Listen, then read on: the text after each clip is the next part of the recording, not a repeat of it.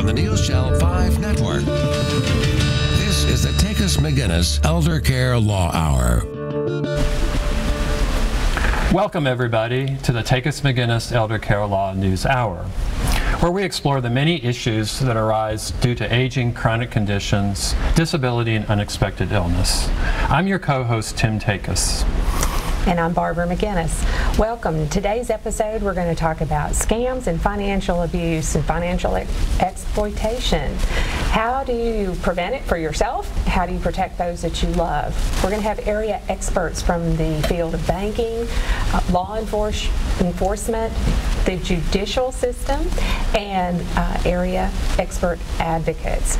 Joining us first up is Officer Jamie Owens from the Hendersonville Police Department. He's a community services officer, and he is joined by Grace Smith from the Middle Tennessee Council on Aging. She's the executive director there.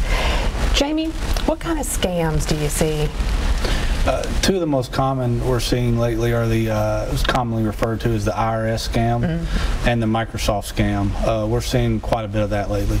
The IRS scam, they called me and tried to... They called my father like 2 days ago, so it's very common, and luckily it seems like people are starting to catch on to it. So tell us a little bit for the viewers who have not been called yet by the IRS. What is the IRS scam? Yeah, there's no reason to believe it's legitimately connected to the actual IRS, but basically people are getting either phone calls or emails or social media messages by someone claiming to be with the IRS, and they're claiming that the people that they're calling owe back taxes. Okay. And they're telling them that they immediately need to pay this.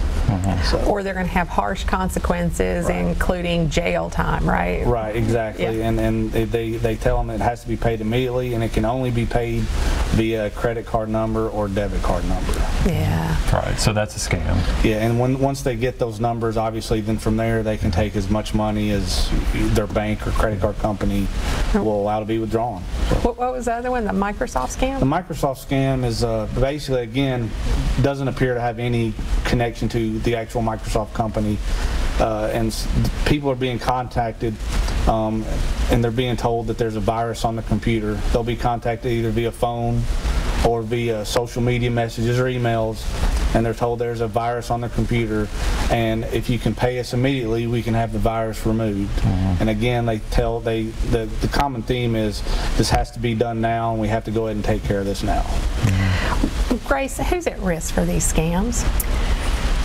Really all of us, but in particular older adults. And we're finding more and more that seniors are targeted because there's an assumption that they have a large retirement nest egg, and so the scammers find that really attractive.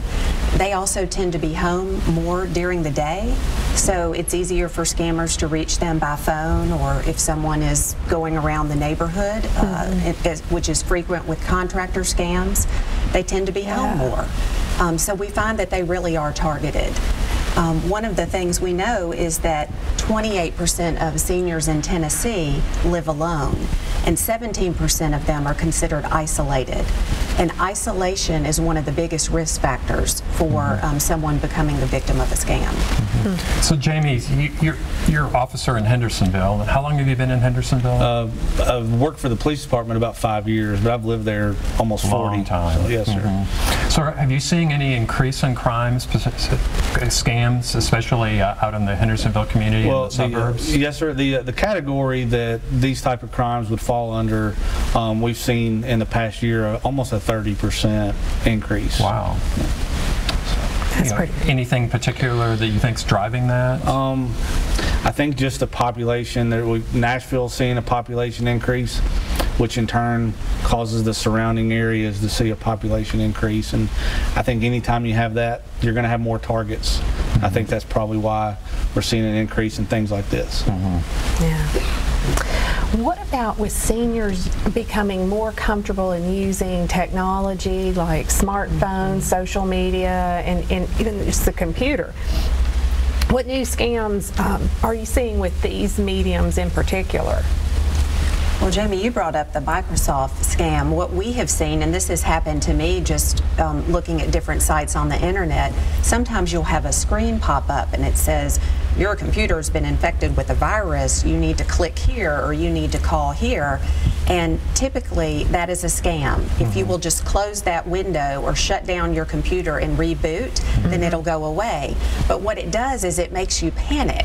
And you think, oh my gosh, how did this happen? They're going to get everything on my computer. And that's what the scammers try to do. They make you panic, not think rationally about what's happening, not step back from the situation. And very often when people immediately react and call or click on a link that they shouldn't, that's when the problems start. So are seniors especially vulnerable to these? Or I know they're, because I actually got one yesterday at my home computer, and my browser immediately shut down. You know, but I can imagine that seniors may be especially vulnerable, thinking that, well, oh gosh, I did something wrong. Yes. Well, if you think about older adults did not grow up with computers like the rest of us may have. I mean, computers weren't around until I was about to graduate from college. So the internet and computer technology is less familiar for older adults, although more and more are using the internet. And so it's more understandable that they would think, oh, I did something wrong, what have I done, and then panic. We're also seeing more email phishing scams, and I get these emails all the time where it looks like it's from a bank or a credit card company, and they want you to click on the link and enter your personal information so they can verify it. And what I've learned from that is that if you'll look at the sender address, 9 times out of 10, it is not your bank, it is not your credit card, it is some strange address, and you just need to delete that email. Well, certainly, I guess we all probably saw in the paper just recently where the White House was basically victimized by the same thing. So I guess all of us are potential victims. You're right. So what can we do to protect ourselves? Well, the old adage of if it doesn't seem right, it probably isn't, or if it seems too good to be true, it probably isn't true. I think people really need to hold to that. And then also, I think a good rule of thumb is that there's no reason any legitimate company would ever demand immediate payment for anything, especially a company that you've never dealt with in the past. So I've always tell people a good rule of thumb is if you get one of these calls saying that you owe money for any reason, just simply ask for them to mail you something through the normal U.S. mail so you can study it, and then you'll get back to them. If they're not willing to do that, I think that's a pretty good red flag. Yeah, I would imagine that would be a federal crime too, to mail it. Exactly. So they're going to hesitate to do that. Exactly. One scam we haven't talked about that we have heard more about is the grandparenting scam, where someone calls and says, "Grandma, it's me," and the grandparent will react and say, "Oh, Jane, is that you?" And then the scammer has a name, and they tell a story about being in trouble somewhere. They've been put in jail. I need you to bail me out. I need you to send money here. And again, it makes you panic and think, oh my goodness, this has happened. I need to help Jane. So the grandparenting scam is one that frequently targets seniors. So our seniors are actually being victimized by these and actually either paying money. So what is their recourse, and what would they do if they feel like they have been scammed?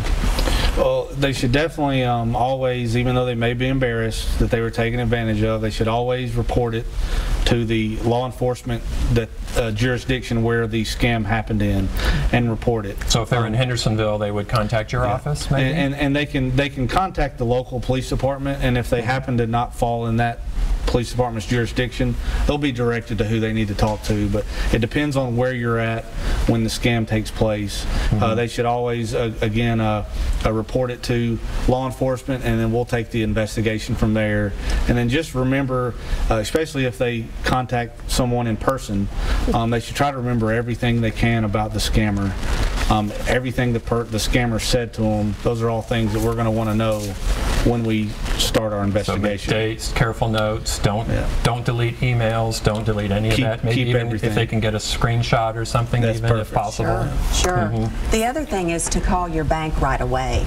If you feel like your personal information, even you may need to call Social Security if your Social Security number has been compromised. Good point. But you want to notify the financial institutions right away. Maybe your bank or your credit card or anybody like that would be a good option. Okay. Great. All right. Well, thank you, Grace. Thank you, Jamie, for being with us today. And remember that knowledge is power. So it's time for a break, and when we come back, we will be speaking with Adult Protective Services. What role do they play, in protecting seniors from scams? When it is appropriate to reach out to them? We'll be right back. Stay with us.